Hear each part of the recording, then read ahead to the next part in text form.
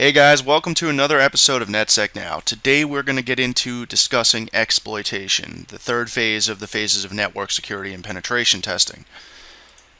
So let's start off with a disclaimer. Any information disclosed in this series is provided for the sole purpose of learning network security. We take no responsibility for any misuse of any information we provide. We only suggest you audit the systems you have permission on or otherwise in your lab. Moving forward. So the phases of penetration testing, right? We went through it. The first phase was information gathering, doing your homework. We made a video on that, so if you haven't seen that, go ahead and check that out first. The second video we made was the recon stage, building a case. And of course, again, if you haven't seen these videos, guys, go on the YouTube channel and check them out. Today we're going to be discussing, as I said, the access and exploitation bombs away phase. Some of the things we're going to be using we'll get into here in just a minute.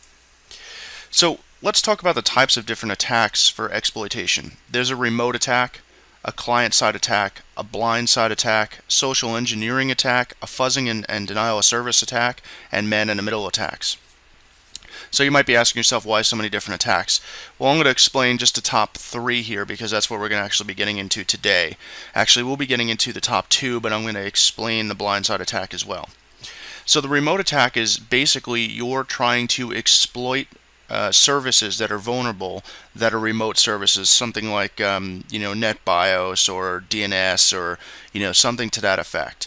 A client-side attack, on the other hand, is something that you're trying to exploit client-side wise, a vulnerability in Java, Flash, things like that. And that kind of ties into the social engineering attack with like the social engineering toolkit, which we will be making a whole separate video on as well.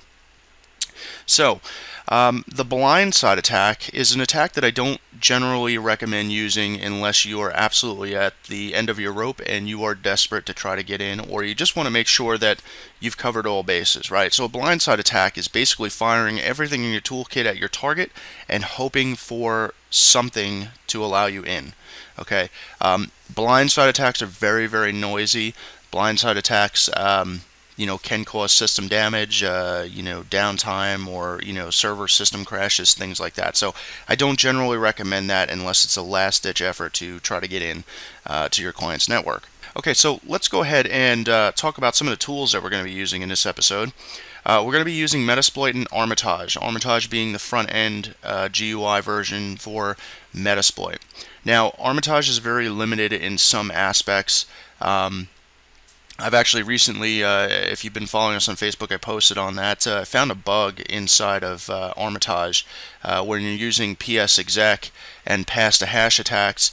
It actually will work, but it doesn't show the target system as being compromised inside of Armitage. However, if you emulate and do the exact same thing in msfconsole, which is the command line version of working with Metasploit, you will actually see that it does in fact open a second interpreter session, and it does work.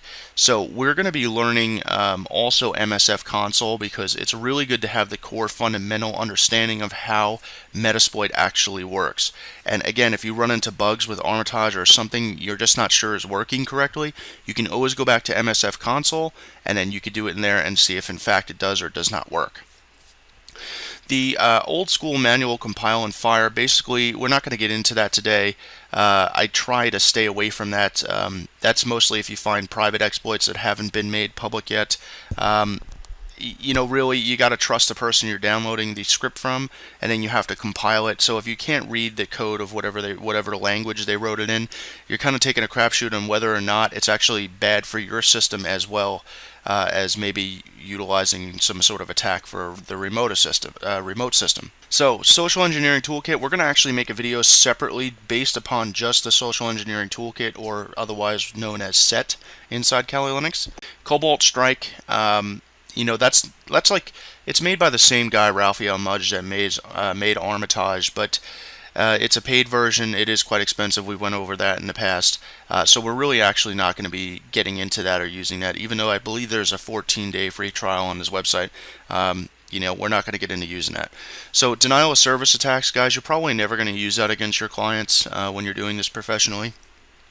There is rare occasions where you might find a vulnerability where it requires you to fuzz or denial of service attack one service or part of a service to get around whatever protections in place and gain the actual access or information you're looking for, albeit very rare, very rare. Google finding vulnerability feed sites. There's sites like Security Focus and NIST.gov, things like that. We actually have one on our website, learnnetsec.com, on the front page there on the bottom right. So also there's various other tools, miscellaneous tools in Kali that you might be using. Really it depends on what type of audit you're doing. Each client is going to be different. It's never going to be a set standard of, hey, well, this works every time, so I'm going to use this every time, and talking about exploits and things like that. So there's miscellaneous tools for information gathering, stuff like that, which we went over in the other videos. So we're going to fire up our Kali Linux box here. Okay, so in the last video we showed you how to use OpenVOS, NBT scan, and some other tools inside there. Today we're going to be using Metasploit and Armitage, and then we're going to be doing msfconsole if I can fit that into this video. If not, I will make a separate video just based upon msfconsole. It is pretty intense to get used to the syntax of commands and how they work, so that might be in a separate video. Depends on how long this one runs. So we'll start off with Metasploit and Armitage because that's the easiest to gather. Okay, so the first thing is first. Our network has changed a little bit since the last video. IP addresses may have changed, things like that. So you want to go ahead and do an NBT scan again. You want to do an Nmap scan again. And then I'll show you how to import your Nmap scans and stuff like that inside of Armitage. So I've already went ahead and done the Nmap scans and the NBT scans to find out what the alive hosts were. So we're going to go ahead and actually fire up Armitage right now. So you go to the Applications menu, go to the Kali Linux submenu, and then down towards System Services, go to Metasploit, and then Community Pro Start. Now, if you haven't already, you have to register for the free serial key for the community version. Just go ahead and do that. We have actually mentioned that in the video of setting up Metasploit and Armitage. Please go back and reference that video and check it out. So the reason why we do it this way is it's a little bit easier than, starting a bunch of services. As you can see here, it starts 3 services in particular. Alright, so the next step is just to enter in the command Armitage and hit enter. So that's going to start the Armitage front end. The first dialog box that you're going to be presented with is actually the login box to get to the database, to connect to the database, the PostgreSQL database. And that should come up here in just a second. There we go. So just go ahead and click connect. Everything should be fine there in terms of username and password. It's going to ask if you want to start the RPC server. Go ahead and click yes. And don't worry about this connecting to localhost 55553 connection refused. It's actually just trying to establish its connection. It may take a minute, maybe 30 seconds, but eventually it will start Armitage as a service. And Armitage, I believe, is written in Java, so with Java, you know that there is some lag inside the application itself. And there we go. It says connecting to database, and it's going to go ahead and start Armitage as a front end. So I'm probably going to have to clear out our database here because I was doing some testing when I found the bug inside Armitage, so I just want to start fresh with you guys. So I'll go ahead and do that here in just a second as soon as it comes up.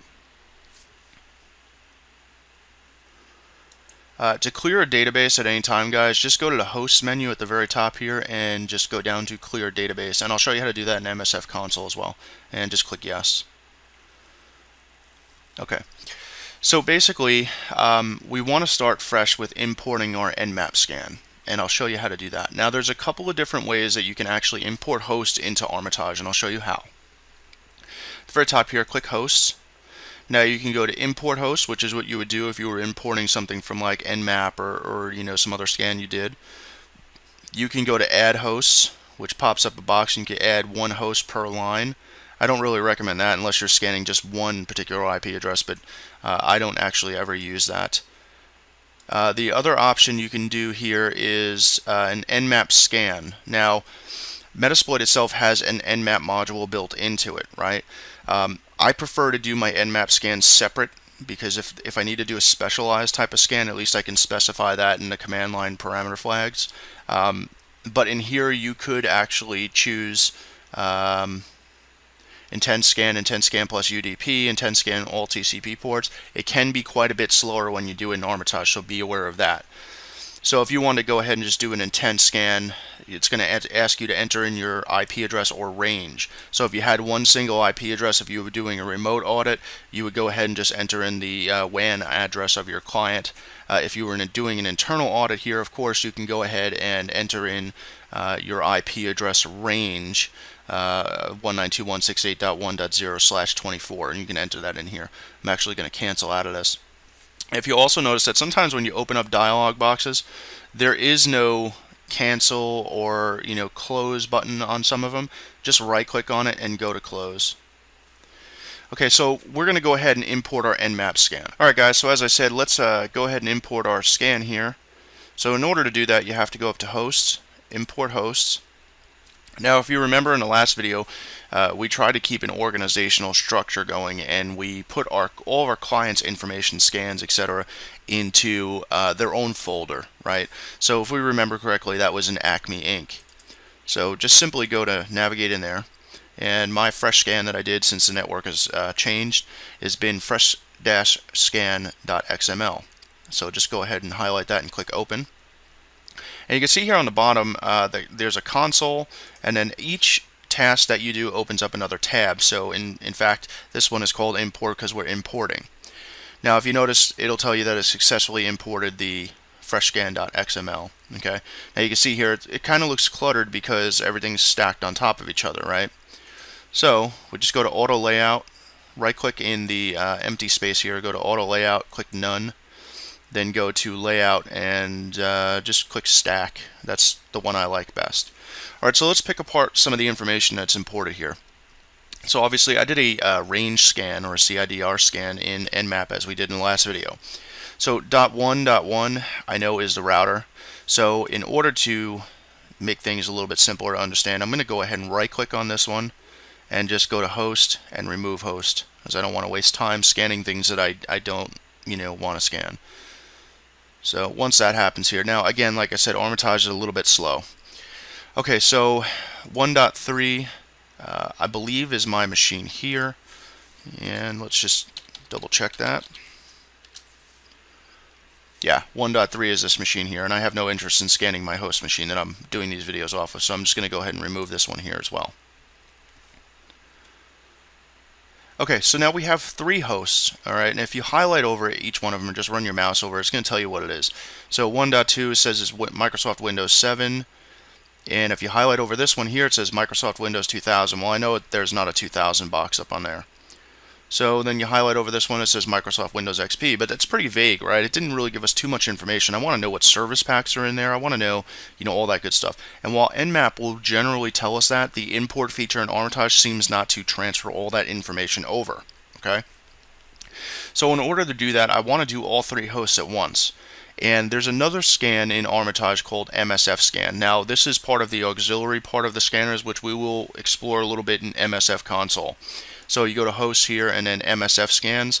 It's going to do a more detailed host-based analysis of what the machine actually is. Now you could also go to nmap scan and quick scan OS detect, but that may or may not work correctly. So in order to do that, you just left click anywhere and drag the imaginary box here, the highlighted blue box, over all 3 hosts. Sometimes all 3 hosts do not have the green box around them. So just try to do it again. There we go. So now all 3 hosts are selected, and I want to go to hosts, msfscans, and you can see it automatically populates the IP addresses that I'm looking to scan. And I'm just going to click OK. Now this can take a few minutes, guys, because it's scanning all these different ports for services that are running on them, so on and so forth. It's going to try to guess the operating system more directly and try to make a better accurate determination of the operating system. Again, you can achieve these same results in Nmap, but if you're going to use Armitage, which I don't really use it very often, but if you're going to use it, it does help to have as much detailed information in it as possible. So you can see here now it's running through our auxiliary scanners, and this is down here what you'll see in msfconsole when you go to set and use different things. Now you can see that the one that said Windows 2000 has actually changed, and it says Microsoft Windows XP Service Pack 3. Now you can see that this one here, if you highlight over it, says Microsoft Windows 2003 Service Pack 0. What that one was reporting as XP before, and this one was reporting as Windows 2000, right? So now we got a clear picture of what we're actually working with here. Now I know 1.9 is statically set for that Windows 2003 Standard Edition server in our VMbox, our Proxmox virtual machine host server. Okay, so this Windows 7.1 or Windows 7.1 has not changed, so that's good. Alright, so now we got our hosts in here. We know exactly what we're looking at. If at any time you wanted to right-click on any one of these and go to Services to see what services are going, you can go ahead and do that. So you can see here on 1.9 we got DNS running on port 53, and it'll try to do a banner grab, a rudimentary banner grab, and tell you what's running on it. We have port 80 open on there as well, Microsoft ISS 6.0. Port 88's Kerberos security or server time. Port 135 is Windows RPC. Then we look at 139, well that's NetBIOS. LDAP is running on it. SMB, which is 445. Now, when you're doing an audit, and if you're like already in the network, and we'll get into that in post-exploitation and in our advanced series as well, but port 445 is a dangerous port to have open. Unfortunately, there's not too much you can do about that when you're local on a network. Okay, there's a lot of exploits that work on that port for these older versions of Windows, like 2003 Server, Windows XP, and even sometimes Windows 7. So then you have kpassword, Windows RPC over HTTP, and then TCP wrapped. Okay, so if you wanted to find out what services are running on this Windows XP machine, same thing, right click on it, go to services, and you can see this one's really just running 139.445, so it's just NetBIOS stuff. Okay, Windows 7, same thing. Now if you notice, every time you do a task, it opens up another tab down here. Now, this can get really confusing and really annoying when you have maybe 20 tabs open or something like that. So if you find the information you're looking for as you're going through, you can uncheck or delete some of these tabs by just clicking the X up here. So we know we imported our stuff already, we don't need that anymore. And we know we did our scan already, so we don't need that tab anymore. So now we just have our services open for each of the 3 boxes. So now you might be asking yourself, well, that's all great, but when are we going to get into the exploitation? Well, here's where we come into it. So if you remember correctly, we did in the last video, in the recon stage, we did the OpenVAS scan, whatever you call it. Now, if you remember looking in that PDF, there was some ports open and some services and some warnings and things like that. So you use that as a reference guide to try to build your case against what exploit you want to fire at what machine. Now, keep in mind, the way that Metasploit works and the way that Armitage works is that it kind of goes by what port is open and what service is running on that port. So while we may have port 445 open over here on the server, it may be patched already against that vulnerability, right? So you have to keep that in mind, that if an exploit doesn't work right away, it may be patched. They may have done their Windows updates, but a majority of the time they don't do system-wide updates across the whole entire network, or maybe they're doing the updates but a machine failed and they have no idea that the machine failed to do the update for whatever reason, so you can find a vulnerable target. Now again, you don't want to just go off and blindly fire everything. Now when I was talking about the blindside attack, in terms of using Armitage to do something like that, you have to go to attacks and then Hail Mary. And what that means is basically it's going to fire everything in the exploit database at that target system. Okay, it's very noisy, it can cause systems to crash, and you definitely don't want to do that to your client, right? Okay, so the first things first, you want to find attacks on a machine. So you want to find what's vulnerable, right?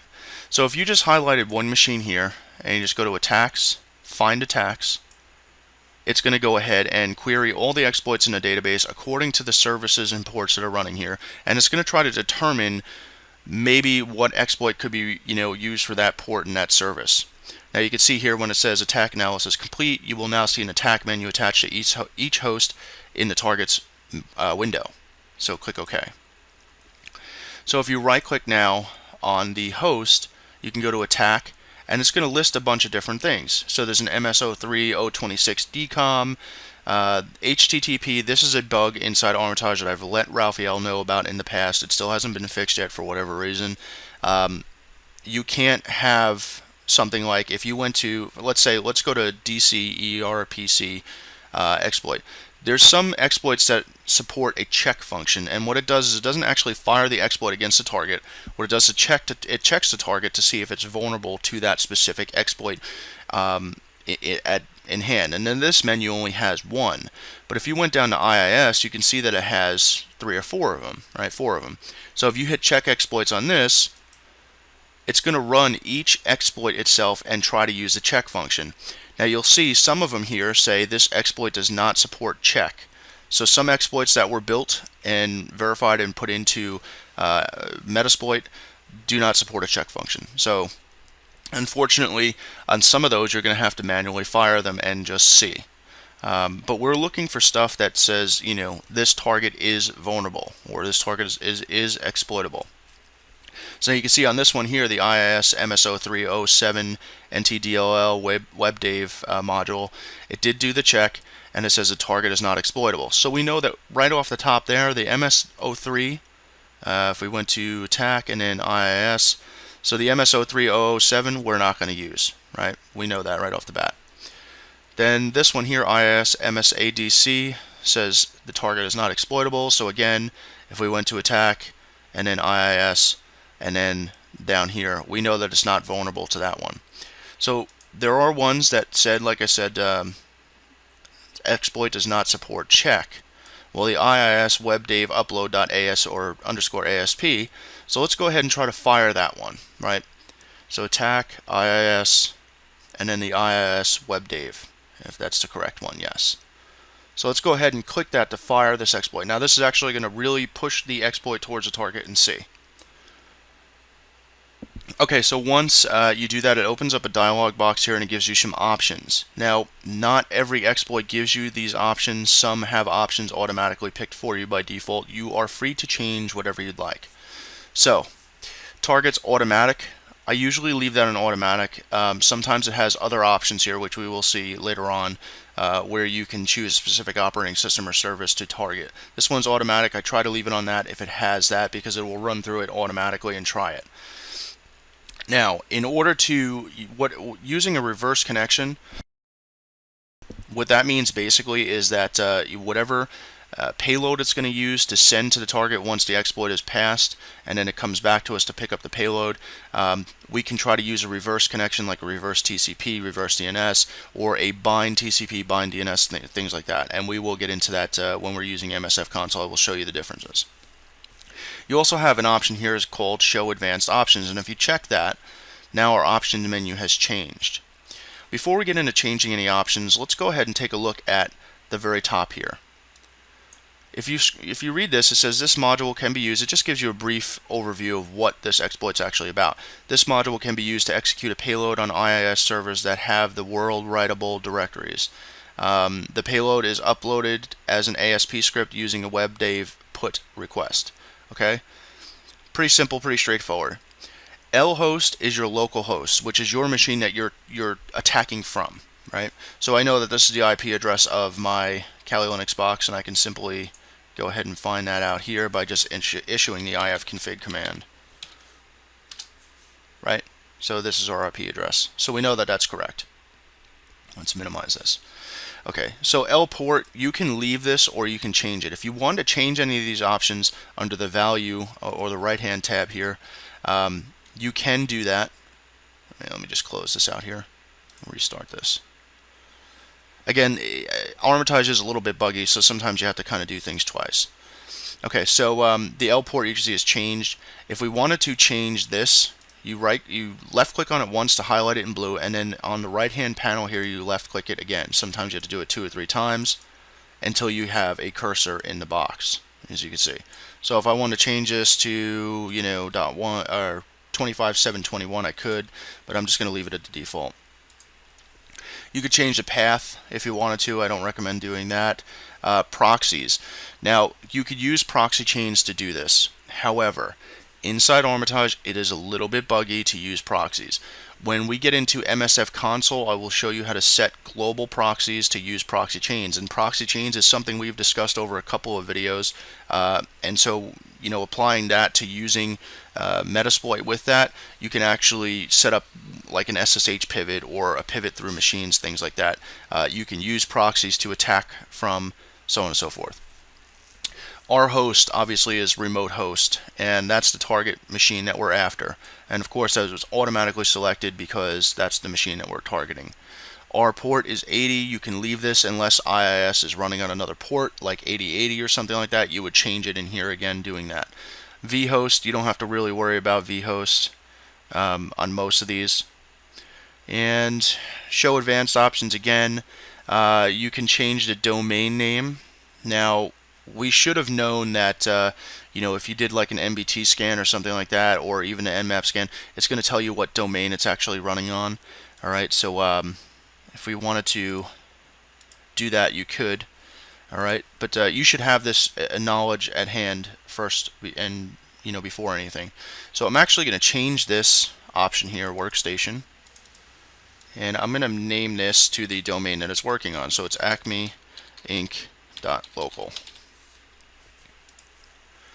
Okay, so there's other different options you can change in here. I really don't generally change most of this stuff. I kind of just leave it the way it is, unless of course we're using proxies. But again, I don't really use professionally Armitage very much. So I'm going to always want to try for a reverse connection, right?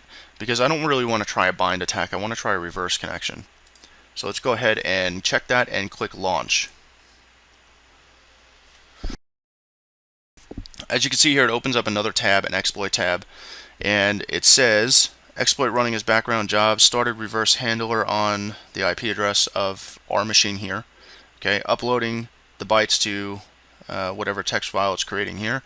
Upload failed, 403 forbidden. So that means that it doesn't have it's not really vulnerable because it doesn't have the post option, as we saw in the description of the actual exploit. It doesn't have post enabled on that specific service. Okay, so that exploit pretty much failed.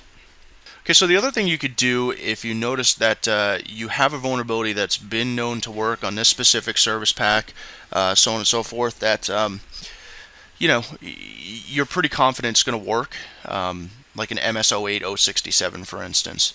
You can always search for that in this box. Now let's say you went to OpenVAS and you did your scan and you were like, hey, it's vulnerable to MS08067, but instead of going through the attack menu here and trying to find each one of those, MS08067, so on and so forth, you can actually always search for it in here, MS08, and it'll bring up anything that starts with MS08, right? So you can see that MS08067 is down here. There's an MS08078, so on and so forth, right? And this is all browser-based stuff. And you can see the directory tree is auxiliary, exploit, and that's pretty much it that comes up in MS08. But if you erase this, you can see that there's 4 directories in here. Auxiliary, which is going to be most of your scanners, fuzzers, things like that, and brute force attackers. Exploit's going to be where all your exploits are actually loaded into, and your payload directory is going to be where all your payloads are into. So if you expanded this in the payload directory, you can see that it has a bunch of different subdirectories in there as well. So if we were working with this Windows machine here, we can go through here. We can use, there's add user payload. The Meterpreter is the really popular one that most people use. And you can see in here, if we just move this menu over a little bit, there is a bunch of different things in here. Bind IP version 6 TCP, bind no NX TCP, bind TCP, reverse TCP, reverse HTTPS. I mean, there's a bunch of different stuff in here, right? Reverse TCP DNS, all that good stuff. All right, so those are all your Meterpreter sub shells in here, and these are all of your Windows payloads as well. Okay, so if we went into the post directory, again, you can go under Windows, and you can go under the various. Now, post is for like post exploitation, which we are going to get into that in the next video. So again, let's not get too ahead of ourselves here. Let's go ahead and say that MS08067 under attack, and if we went to SMB MS08067, well, let's go ahead and check all the exploits here, because we want to know which ones are actually going to work, which ones aren't, so we're not guessing and wasting time. Let's go ahead and do that. Oh, here we go. So we can see, and we'll just wait here for the results to come by because the screen scrolls pretty fast. And again, some of them don't support check guys, so you're really going to have to just manually fire that one off at them. Okay, so let's scroll up here. The very first one it tried was MS-08-067net API. Very common, very popular in the Windows XP, Windows 2000, Windows 2003 server world. Okay, there was patches for it in various service packs. Microsoft Windows XP was vulnerable all the way up to Service Pack 3, and an additional couple of updates that actually patched that. So anytime it says a target is vulnerable, well, we know that we can fire that exploit against a target in confidence that it's more than likely 9 out of 10 times going to work. Okay, now there is some false negatives and positives that are reported back like with any other tool. So we scrolling down here, we notice the rest of them don't support check, but we know that one's vulnerable. Let's go ahead and actually fire that one off. So right click on it, go to attack, and the menus are kind of a little finicky when you're putting your mouse on it, so sometimes you have to do it twice. So go back down to SMB, and you can see that it says, and we'll be getting through this in the msfconsole part of this, use Windows SMB MS-08-067. Now that's what you would do in msfconsole. Right click, go to attack again, SMB, and then choose MS-08-067 net API, because we know that that one, according to the check option, is vulnerable. Let's go ahead and click on that. So let's just read briefly what the actual description of this exploit is. It says this module exploits a parsing flaw in the path canonicalization code of net API 32.dll. Well, sometimes in these descriptions it'll tell us what the targets are that are actually vulnerable. So reading down here a little bit, the correct target must be used to prevent the server service along with a dozen others in the same process from crashing. Windows XP targets seem to handle multiple successful exploitation events, but 2003 targets will often crash or hang on subsequent attempts. So you pretty much on Windows 2003 server, you only get one shot at this, right? So you have to make it count. If for some reason you set something wrong, something gets messed up, that's what, it might crash, and then when you try to run the exploit again, it might not be vulnerable to it. Okay, so it might crash that service. So it's just giving you a heads up to watch out for that. This is just the first version of the module, full support for NX bypass on 2003 along with other platforms still in development. Okay, so again, lhost is us. Lport, we'll just leave that. Rhost is fine. The rport is fine. And again, you can see now when we click on targets, now we have a bunch of different types of targets in here. We're just going to leave this on automatic targeting. And I want to do a reverse connection because it is available. So I'm going to go ahead and click launch. And here you can see that it's actually exploiting. And it's giving it a fingerprint. And here we go. When it starts to say sending stage down here in the console menu, you know that you're pretty much going to get that box, okay? And then it says Meterpreter Session 1 Open 4, and it gives you the options. Now you have a Meterpreter Shell command line here, and we're going to get into that in msfconsole as well. The beautiful thing about Armitage is it gives you the graphical user bells and whistles interface to say, hey, look, this target's compromised. Okay, so you can see that once the target's compromised, the monitor picture up here turns red, it has lightning bolts through it, and all that good stuff. So now the information underneath that says we're running this exploit, completed, and it's running as system. So we're like God on that machine right now. And since that's a domain controller, that's horrible news for them, but great news for us, right? So we basically just took down their main, server, and now we have system level access to that, which is great because now we don't have to escalate privileges and go through all that nonsense. So right clicking on here, you now see a new option inside of the menu, and it's Meterpreter 1. And if you opened a second exploit on this, it would be Meterpreter 2, Meterpreter 3, so on and so forth. Now this we'll get into in post-exploitation, but just to give you a brief overview because I feel it's important to have that before we precursor into the next video. If you go through the submenu here of Meterpreter 1, you have access. You can migrate your process. We don't have to because we're system already, but if you wanted to, you could. You migrate it automatically by default to notepad.exe. So if Mr. sysadmin's looking in on that specific computer for whatever reason, the server in this case, he's not going to see that while we're firing commands and doing tasks on that machine that the system service is hammered to death, right? And it's not maxing out the CPU. So if we were doing it on Notepad, that's less suspicious, like, oh, well, the Notepad process just got stuck. And he's probably not going to kill it. Anyway, so scrolling through here, you got escalate privileges. Now, again, we're already system, so we're not going to, escalate our privileges at all. You have steal tokens, dump hashes, which we will be getting into. This will dump all of the usernames and password hashes for the Windows domain controller. And since we're on the Windows domain controller, this is really, really bad for them, but really, really good for us, right? Because once we do that, we have two options. We can try to crack the, the hashes, and we'll get into that. We would be using Hashcat and John the Ripper and all that good stuff.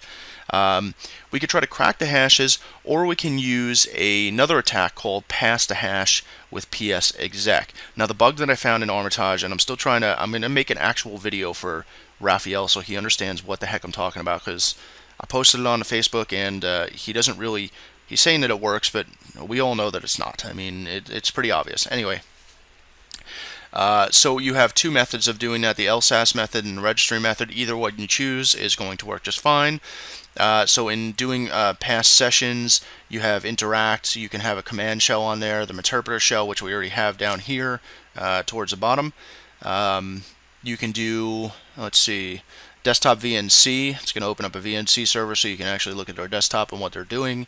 However, I don't recommend that usually because it will lag their machine a little bit. They might know something's up. Anyway, Explorer, you can browse the files, show the processes, log keystrokes, screenshot, webcam shot, and there's post modules.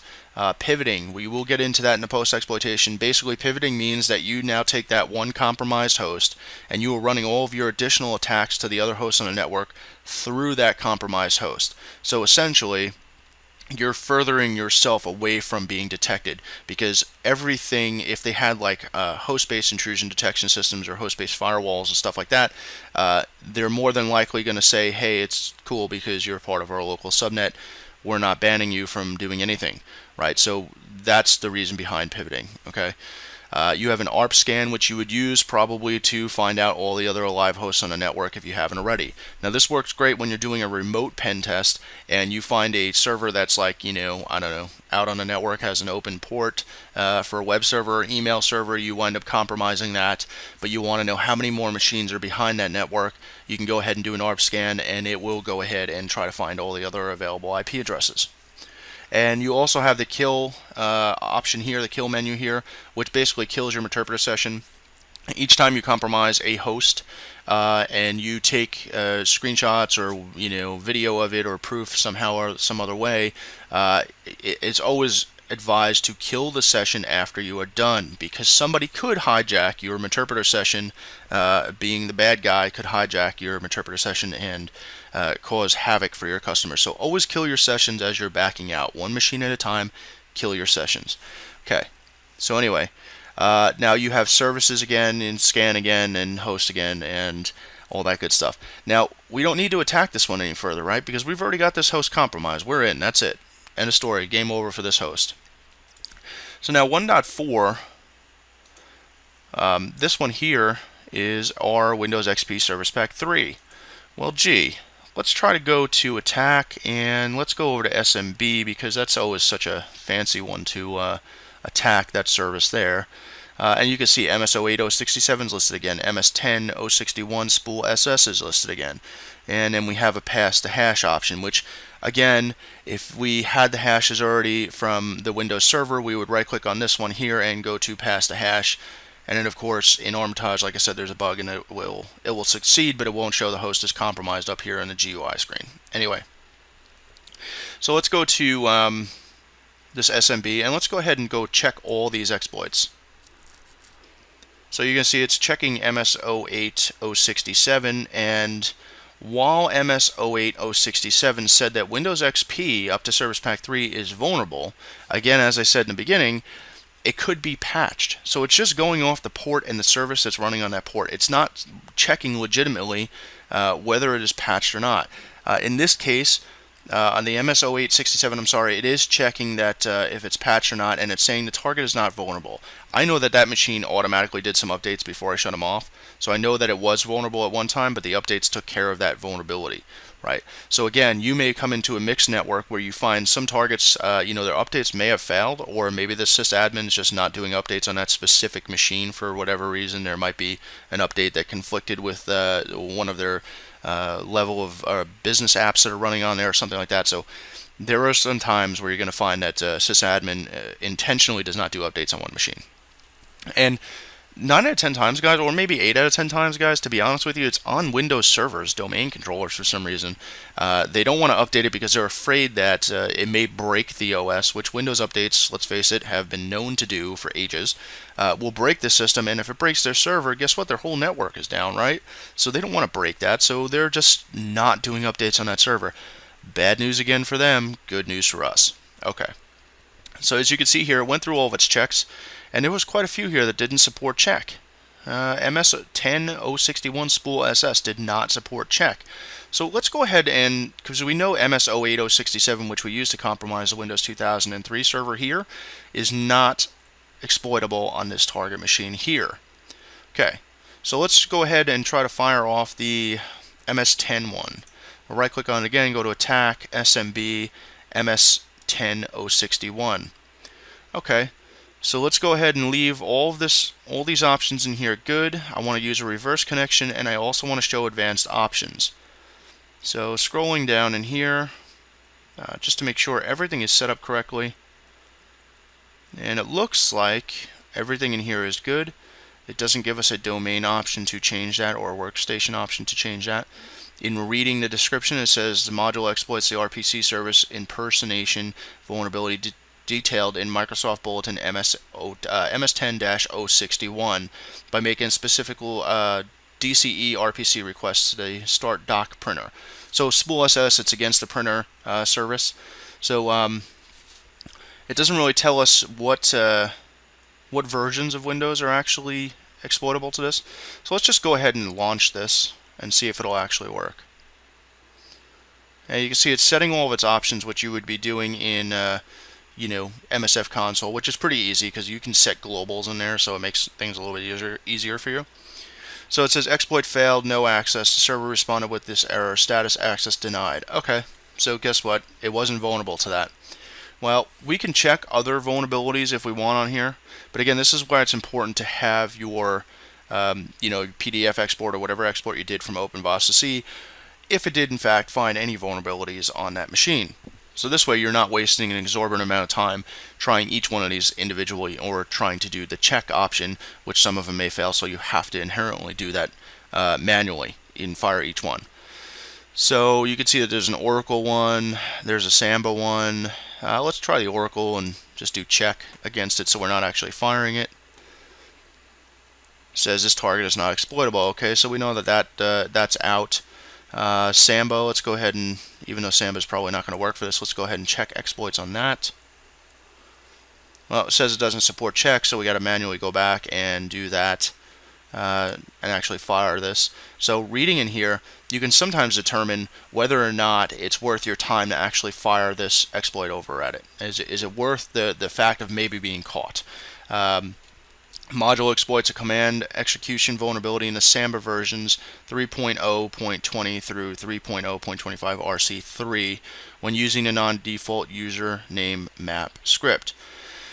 Okay, so it doesn't really tell us that what it's going against, so we can really just go ahead and click show advanced options, just make sure if there's anything that we might change that might change our ability to actually exploit this.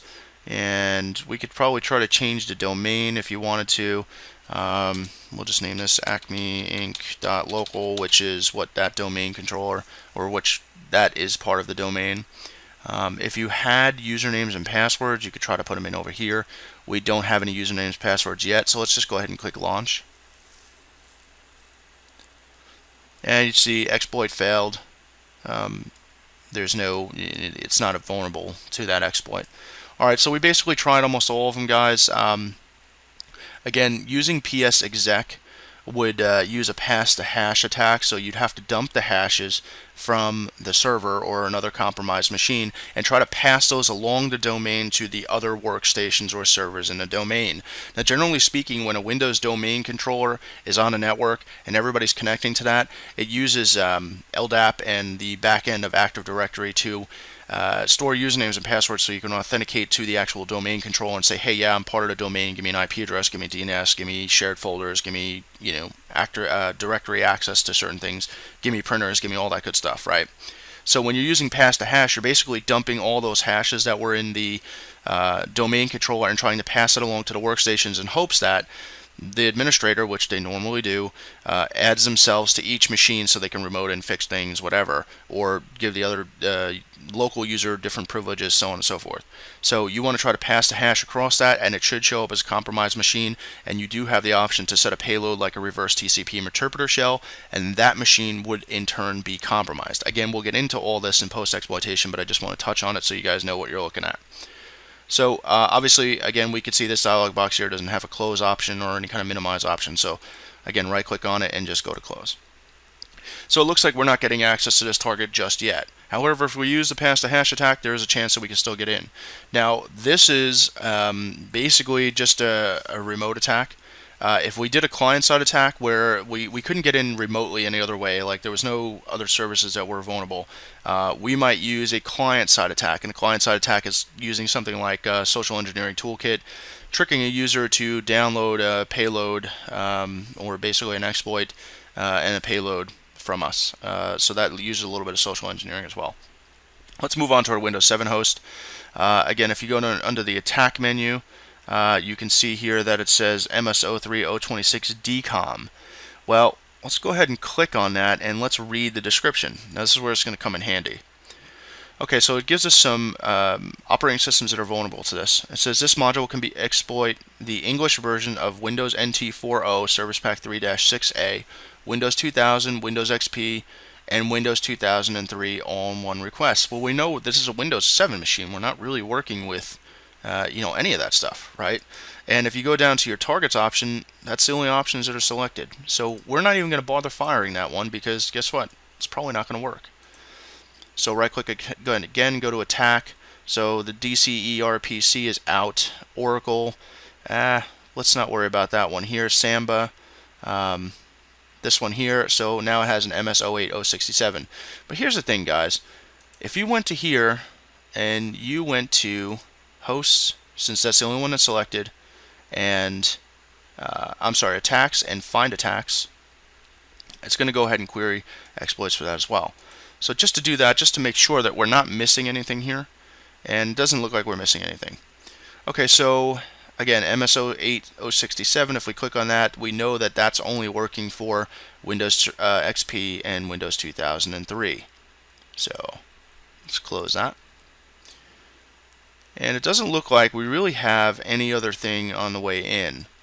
Now, you can always double check what exploits are available for Windows 7 by searching online or something like that, but again, reference to your OpenVOS PDF. So opening up Armitage again, the other thing we could try to do on here besides a client-side attack is again a pass-to-hash attack to see if we can log into this machine and compromise it.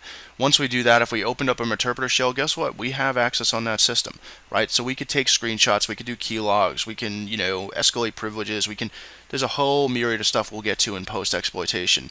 But that just gives you a brief overview of how Armitage actually works, compromising one host. Now, using this same knowledge, we're going to try to compromise hosts inside of msfconsole. Alright guys, so that pretty much takes care of Armitage. We're going to get into msfconsole quickly.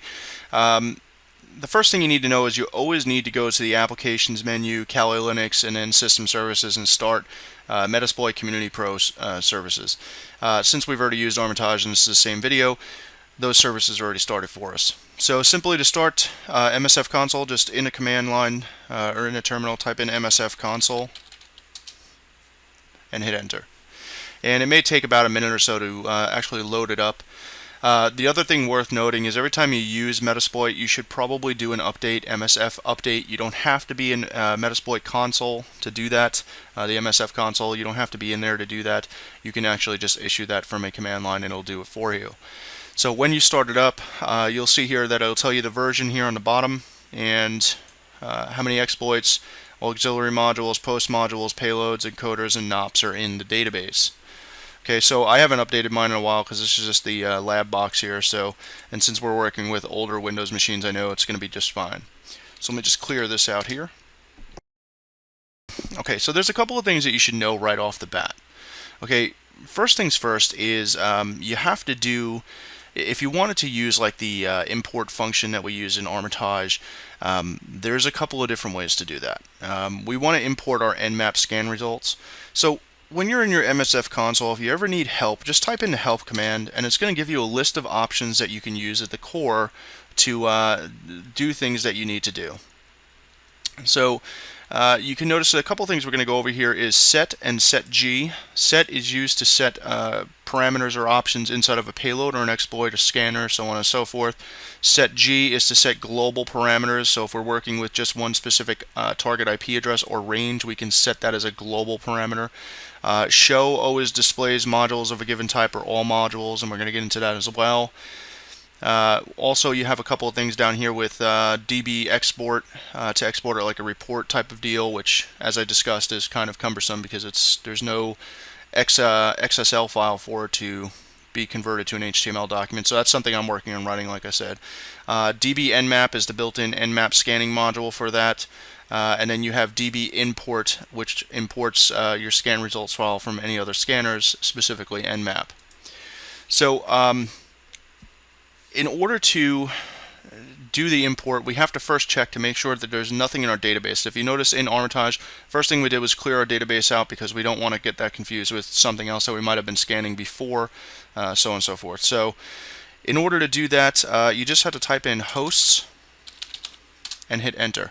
Now, as you can see here, I already have some stuff in here from doing some demonstrations a little while ago.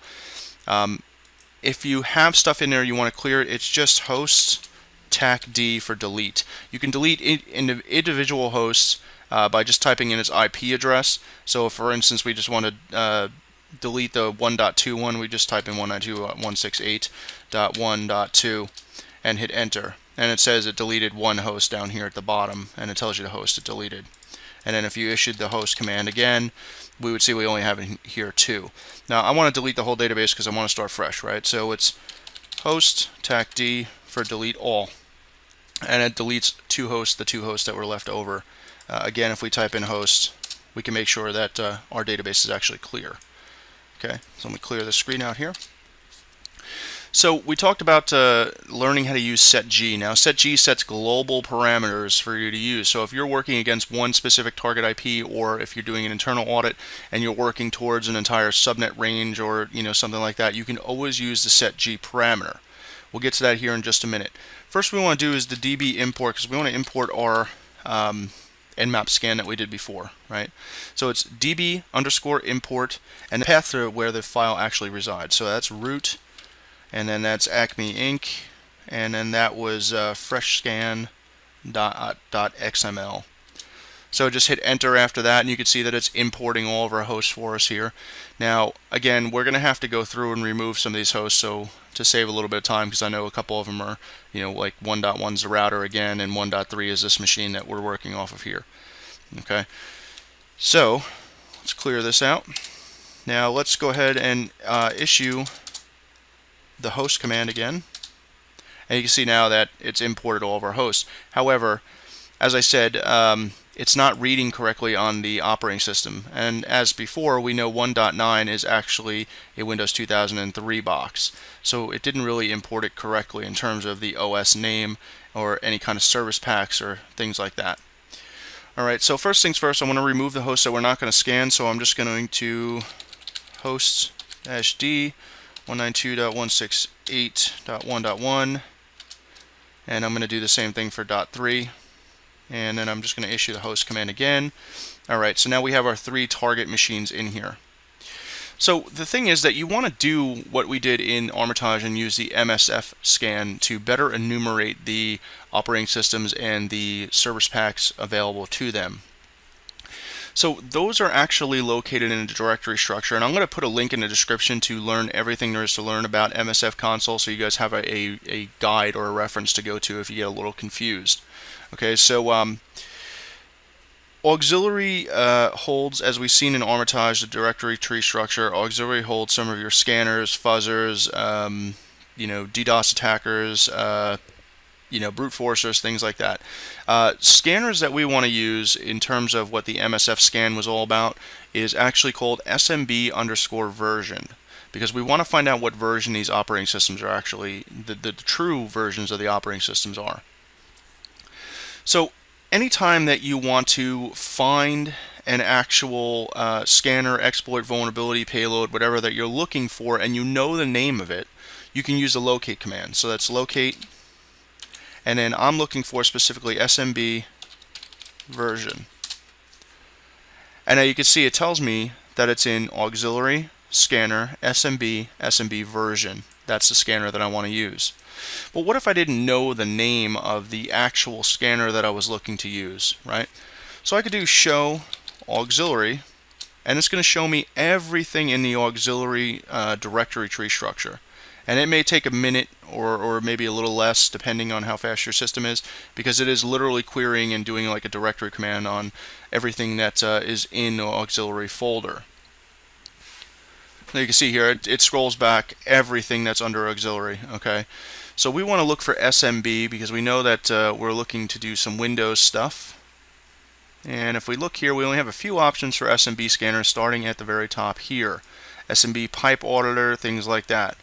Well, SMB PSE exec, okay, SMB2, and we are looking for SMB version. So right here, it's under auxiliary as the top directory, then it's in scanner, SMB version. Okay, so let's just clear out the screen here. Alright, so first we want to use that actual tool. So the command is simple. Use auxiliary scanner, SMB, and then SMB_version. Okay, and you can always use tab as autocomplete. You can also arrow up, arrow down if you want to, go through your commands that you've already issued and just do it again. So I'm going to hit enter. Now you can see that the screen has changed a little bit here, and the SMB version is now highlighted in red. So that's actually what we're actually in right now. So we want to know what options are available to us in this script that we're using. So simply type in show options, and it'll tell you all the options. Now our hosts, SMB domain, workgroup, SMB pass, user, thread, so on and so forth. We can change all that. We want to type in our host. Now we're going to type in a range, right? So we want to go from .2 to .9. So it's simply to set an option. It's set and then the option our hosts, and you can use autocomplete on that just to make sure you're getting in the right syntax. Okay, and then it's 192.168.1.2 through .9. Now you don't have to type in a dot before 9. Keep that in mind. And hit enter. Now if you did show options again, you should see that it reflected. And here it is. Okay, so our changes have been made. And now simply we want to run the scanner. So what's the command? Run. Very simple, right?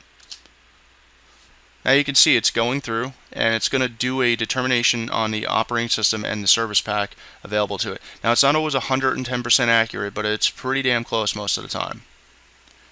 And you can see it's going to take a little while depending on the IP address range you're scanning, your internet speed, your computer speed, all those things again, guys, factor into any of the scans that we ever do.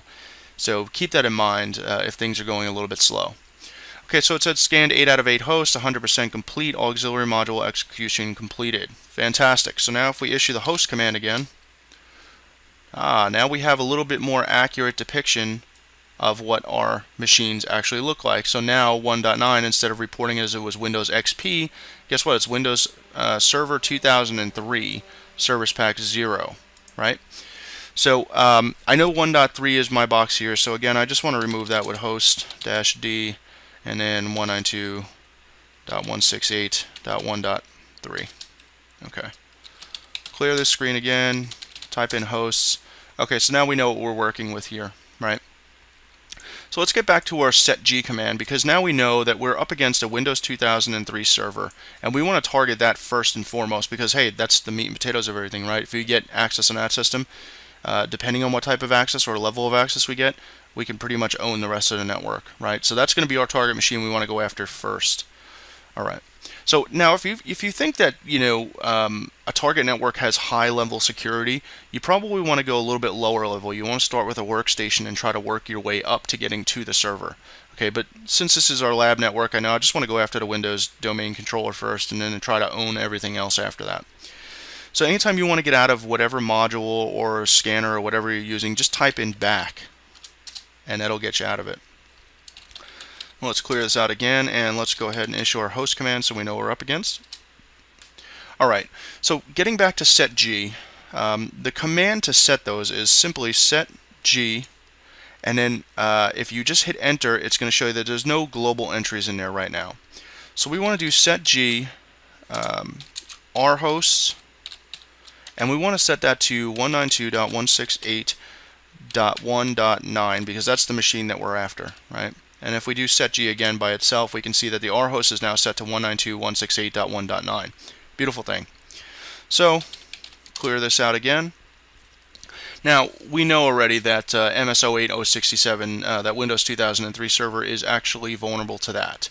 Now, if you weren't sure where an exploit actually lives or a payload actually lives, you can always do that locate command again. So if we did locate MS08_067, you can see that it's in exploits, Windows, SMB, MS08067. So whenever we want to use something, a command is always going to be use. And when you want to do a payload, you're going to set the payload to use when that exploit actually happens. So keep that in mind. It's use to use a scanner payload, use to use a scanner, an exploit, so on and so forth, set to set the payload that's going to be working with that exploit. So we want to set up our exploit first. So we use exploits, exploit, Windows, SMB, following our path up here from our locate command, MS08067 API. Hit enter. Okay, so now you can see that you're in this actual exploit. So again, show options. Okay. Well, now you could see that our rhost is already filled in for us, right? Because of the setg command, the global parameter that we put in. We don't want to change our port, but you can if you want to. And how you would do that is just simply set. To set an option, you just type in set, not setg, and then you do r port, whatever it is, and then I'm just going to leave this the same, but just to show you how it works, 445. And now, of course, if you did show options again, you can see that it's taken it, it's in there already. But generally speaking, you leave the R port alone because that's what the exploit is actually set up to work off of, so you don't really want to change that unless, of course, your client has changed that service to a different port. Then of course you're going to want to have to do that. So anyway, now we have our exploit set up. That's the exploit we're going to use. So now we need to pick our payload. I love Windows interpreter shells. I mean, they're just awesome, and they give you so much power and control over the system once you've compromised it. That's all I seem to tend to stick to. Now, there is a Meterpreter version for Linux. If you want to learn more about Meterpreter, you can go on a couple of different websites. I'll put one in the description as well if you want to go on that. Or, of course, you can always go to learnnetsec.com and check out our forums, ask us about it over there. Okay, so now we want to use... we want to set the payload that we're going to use. So I want to locate my Meterpreter. Oops. Payloads. And you can see it scrolls past a bunch, guys, right? So there's going to be scripts, Meterpreter. Then, of course, you're going to go up here and there's going to be modules, payloads, stages. There's a bunch of stuff in here. So you may want to take some time getting familiar with the directory structure and where it's actually at, what you want to use. But we want to use something for Windows, so we're going to look through this whole line of stuff here for something that would go into Windows. Well, Pro version, that's only for the Pro.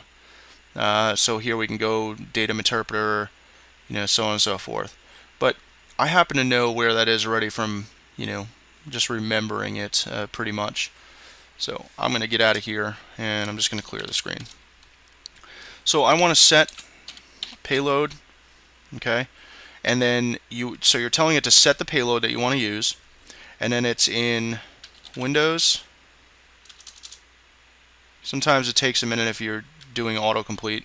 So it's Windows Meterpreter, and then it's reverse TCP I want to use. Now there's a bunch of different options. You can use reverse TCP, reverse or bind TCP. You can use reverse DNS, so on and so forth. I like reverse TCP as my default because it seems to work the best for me anyway. Okay, so once I do that, I hit set, and now it's set the Windows payload for that. Okay, so once you do that and you do show options again, you're going to go ahead and find where the payload options are. So you want to set lhost for your local host to your IP address of your Kali Linux machine. In this case, it's 1.99. Now keep in mind, for L port, if you're using the default port 4444, if you're behind a NAT device like a router or something like that, you want to do the port forwarding, of course, if you're doing something over the WAN. Of course, if you're local, then you don't have to worry about that. Or you could put your Kali Linux machine up on the DMZ and not have to worry about any of that. So I'm going to set my lhost to 1.99. Now if I do show options again, you can see that everything is set for me. So I've set my exploit, and I've set the rhost, which was set by setg, the global parameters. And now in payload options, I did my reverse TCP. Now again, you can use setg to set your lhost as well if you wanted to. So a simple setg lhost 192.168.1.99 or attacking machine. Okay, and then of course setg, you can now see that it's both set. Okay, in any case, now we're ready to fire our script. But do we really want to fire it yet, or do we want to check to make sure that that host is actually vulnerable? So simply, if you want to check, just type in check and hit enter. And here we go. It says the target is vulnerable. Now this is much the same as you see the output in Armitage in the console windows. So I know this target's vulnerable. I want to go ahead and fire it. So I just simply type in exploit, tac J to background it, and go ahead and hit enter. Once you see, as I said, sending stage, you know that you're almost guaranteed to be in. Next line you see is Meterpreter session 1 opened on our local computer here on port 4444, and then it's to the target machine on port 1739. Now you might be saying to yourself, well, oh great, but it looks like the screen is frozen. It's not. Just hit enter, and that's going to drop you back to your command line. Now, it says that it opened a session, but how do we find out what sessions that we have open? Simply type in the sessions command and hit enter, and you can see that the session ID 1 is Meterpreter, and it is running as system at the target IP address of 1.9. Okay, well now, great, we know we have a session open, but how do we interact with that? How do we get into the Meterpreter shell? Very simple. There's no right-click menus here like there was in Armitage. So it's sessions, tac I for interact, and then the session ID, which is 1 in our case. Okay, so now we're dropped into a Meterpreter shell. Well, that's all well and good, but how do we know what to do here? There's no right-click menu. Well, simple. Type in help. That'll give you a list of all the commands that you can actually do and their top-level meaning, like privilege, elevate commands, get system. Well, we know we're already system, so we don't have to worry about that. You got hash dump to dump the password hashes. You've got time stomp to manipulate the mace attributes. You have a bunch of different stuff in here, like get desktop. You could do start a keylogger in there. You could do screenshots. You know, like for instance, if I wanted to do a screenshot right now, I just type in screenshot, hit enter, and it tells you the screenshot was saved to root EDIGW, whatever. It makes up some random name. So now if we went into our computer and we went into file system and then we went into root, well, we can see that there's a JPEG here. So open with image viewer. It may just take a second here. My system's lagging a little bit. Okay, well there's the screenshot that I just took. So it's on its idle screen, so we know nobody's sitting in front of it right now, right? So that's pretty awesome. And then again, I mean, you have a bunch of different commands here. You can record their microphone, their webcam. I mean, you can list webcams if there was one attached. I don't have one attached to that because it's a virtual machine, but you could drop into a system shell. You can modify the remote registry. You could reboot the computer. You could kill a process. You can list the processes here with PS. You can get privs, get PID. So if we want to do get PID, looks like current PID is 920. If we did PS to list all the processes, you would look for 920 in there for process ID. And here we are right here. So we are under the svchost.exe, and that's where we're at. Okay, so again, issuing the help command, just to go through some more of the other parameters here. You can do an upload a file directory. You can remove directory. You can do basically, you can cat some directories of a file, stuff like that. So, I mean, there's a whole lot of stuff you can do here, migrate processes, pretty much everything you can do and a little bit more from Armitage, the way with the right-click menu and all that good stuff. Yeah, I mean, there's a ton of stuff you could do in here, guys. But that's pretty much it for using Meterpreter. If you want to get out of Meterpreter and kill your session at the very same time, you can always do exit, right? So those sessions are closed, and if we type in sessions again, you can see that there's no active sessions. So let me just get out of here. I want to go ahead and just do this quickly so you guys see how fast, once you get used to it, see how fast it actually works. So again, I want to list my hosts. I want to go after 1.9. I've done my set G parameters already, so I know that that's good. I want to use exploit Windows SMB MS08 067. I want to show options,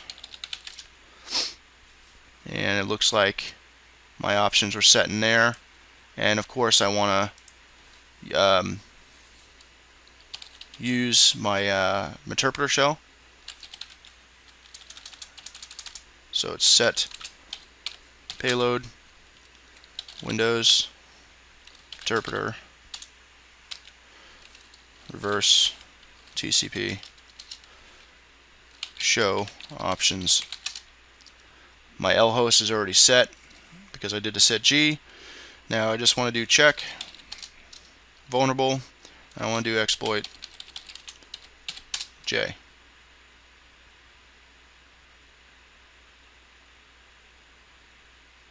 There you go, my session's opened.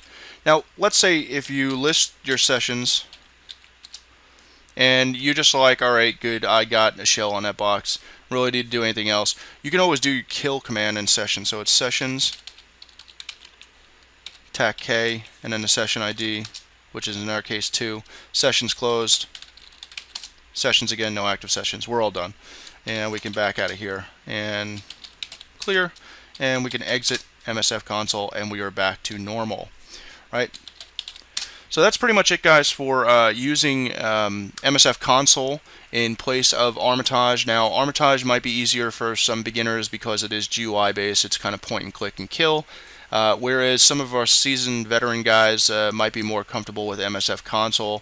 And like I said, I've noticed a few bugs inside of Armitage that, like with PSE exec and pass the hash, which didn't show as a compromised host. Meanwhile, I did the same thing in msfconsole the same exact way, and sure enough, it gave me a reverse Meterpreter shell on that box. So meanwhile, while there wasn't any other active exploits as we've seen for like the Windows XP Service Pack 3 box in Armitage or the Windows 7 box in Armitage, I was able to actually use pass the hash and PS exec and actually compromise those machines and open Meterpreter sessions on those as well. So that's pretty much it, guys. Make sure to give us a thumbs up on the video if you like it, you've learned something. Make sure to subscribe to our channel here.